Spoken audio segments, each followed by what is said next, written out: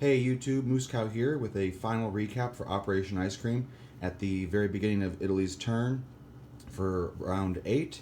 The Axis conceded to us, so we have ourselves an Allied victory. And living up to the bloodbath name, here is the final casualties from the Boneyard Day. A lot of stuff, a lot of planes, factory get knocked down, carriers, task force markers destroyed. Here's what all happened. Alright. Germany, very upset at Russia dicing them and destroying all their tanks in Bryansk, did tit for tat against me and obliterated me with their air force and completely diced me with all the heavy bombers and such. And I did not get as many hits in return. Anyway, he wiped out my forces here, he wiped out my forces in Tambov, completely blew me off the map, and then proceeded to just fortify Denmark some more, Western Germany. Couldn't stop Atlantic Wall, so didn't really try. He then fortified Leningrad as best as he could, and still had a lot of stuff down here in Gibraltar. Russia. I handed off U.S. I handed off my turns this round to Madman because I got busy with some company and they all wanted to finish off the round. So I told Madman to go ahead and take my turns for me because they were all pretty straightforward at this point. Russia. This is my first time doing a YouTube war as Russia, and second time. And I think my Russian game has improved. It was really cool to see a G1 and try to defend it against a G1. So overall, even though all my factories except for one are completely bombed out, I managed to withhold Moscow.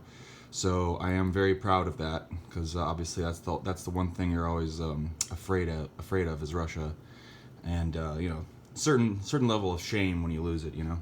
But anyway, Vologda is still bombed out, Moscow's bombed out, Samara's bombed out. Since the factory in Tambov was not bombed, Madman paid to move it and build 2 more fighters in Leningrad. And obviously Russia doesn't exist over here outside of 1 infantry in Sikang. So we won, but Russia took a beating, the very definition of a beating.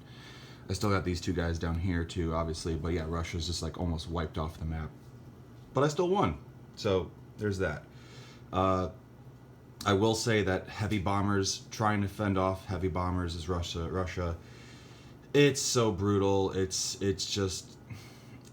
the mobility and just the fact that you can be bombed even more, like here, you know. It feels like you feel so powerless going up against heavy bombers, and I think with and so it feels overpowered to me that they can roll 4 dice, and I guess what they're talking about for BB5 is that now they're going to change it so heavy bombers only roll 2 dice, but they're now 3s. So I think that's cool, and I think they're also going to change, I believe they're also going to change the level of damage that heavy bombers can do to factories. So that's kind of a relief, because it was just so frustrating to, like, what can I even do? How do I even fight against this? But I still did a good job, and I got lucky with that Lend-Lease every round, pretty much. Almost every round. I think there's 1 or 2 rounds I got a mech, but whatever. Anyway, yeah, had a good time playing as Russia. Didn't get to use the Mongolians because I took Manchuria at one point, you know, but is what it is. Yeah, so that was all cool. And that's basically what happened with the final round. Japan. We blocked Japan real good as US the previous round, and also Commonwealth. So Japan did what they could and knocked out the Navy in the Commonwealth Navy in 37. They also knocked out the Allied fleet in 46. They left the fleet alone in 35. But we had them blocked real good, so they couldn't. And then I think also took out the fleet here. Was it? Yeah, they took out this fleet here too. Or did they? Yeah.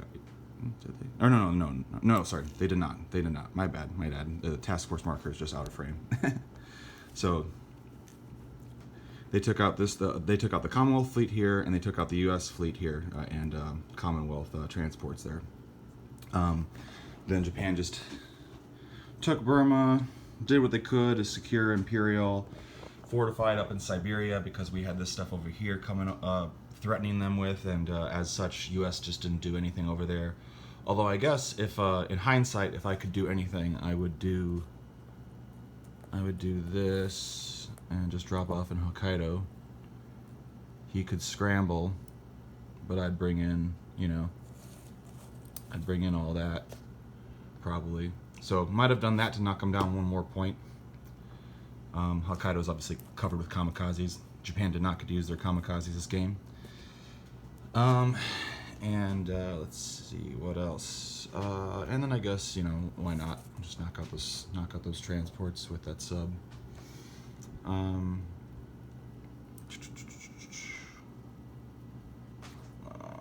see.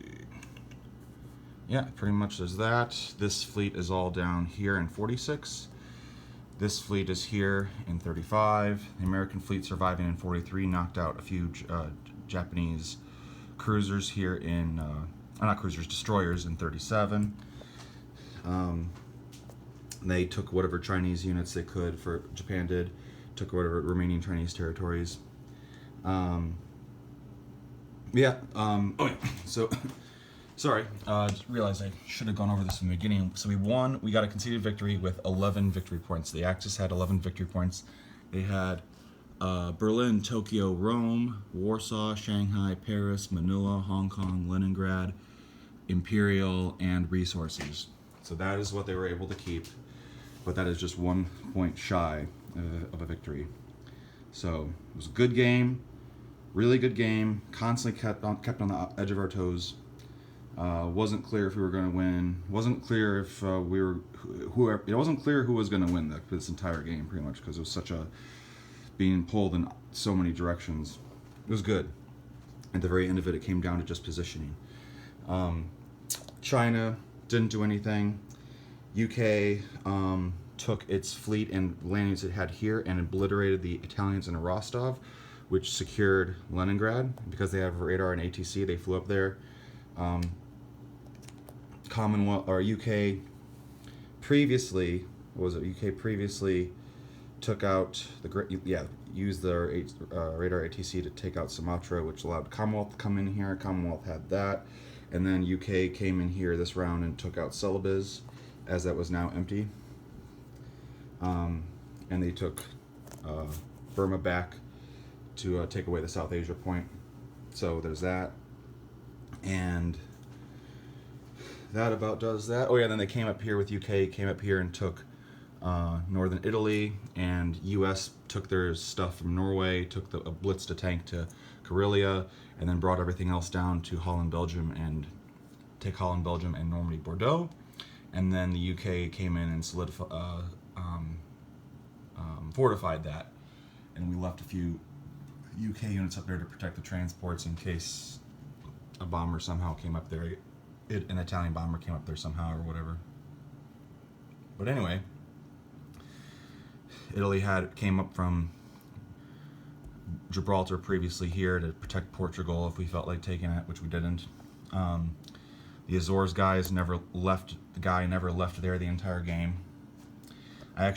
Side note, I actually really hate this is here because this is such a busy sea zone. I really hate that the Azores is here. And Madman and I agree that especially with looking at Global Wars maps and other maps people have done, the Azores should really be in this sea zone, out in this sea zone, and maybe even give them a naval base.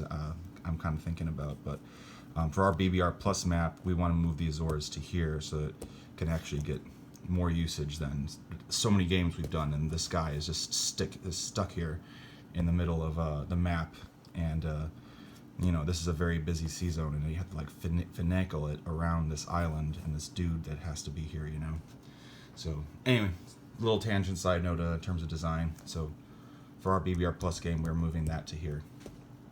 And also we're breaking up Brazil into 2 territories. Anyway, sorry, that's a topic for another day. UK brought their navy, like I said, down here, so both of those task force markers are in the channel. And then top of Italy turn, we got the concession. Rick is gonna do, or Madman is gonna do a final Commonwealth video, I guess, and just kind of talk about the game and his experience and share some of his thoughts as well. But you know, it's good to have another BBR YouTube game under our belts, and get another victory is awesome. It was great to play against a Hammer Time and Wojtek, or Wartek, however he's pronouncing it. Oh, we got a few more. Dang, magnets. Got a few more guys in there. Okay. And yeah, great game. And also, oh man, I don't know how many days it took for us to play this, but I think we pounded this out in like 2 weeks, I want to say. This, I think, was like not only the fastest YouTube war that I've been a part of, but this might be a record in general for how fast we went. But who knows? I could be wrong. I could totally be wrong. But anyway, this is a great game.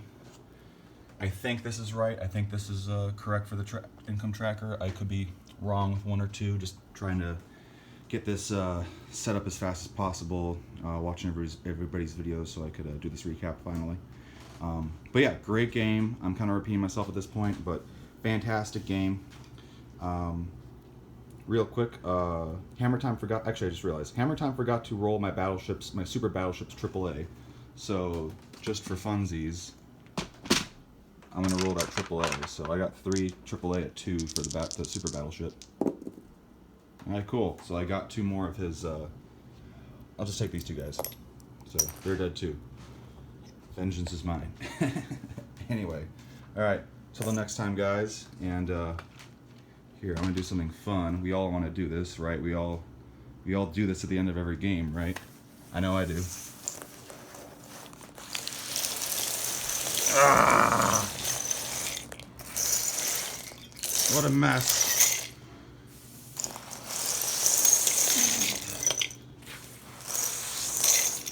Chaos. All right. Put that too. All right. Anyways, till next time, guys. Till the next bloodbath. Let's hope let's hope everybody rolls the dice better, you know? Not just me, everybody needs to. So, take it easy, YouTube. Hope you had fun watching this.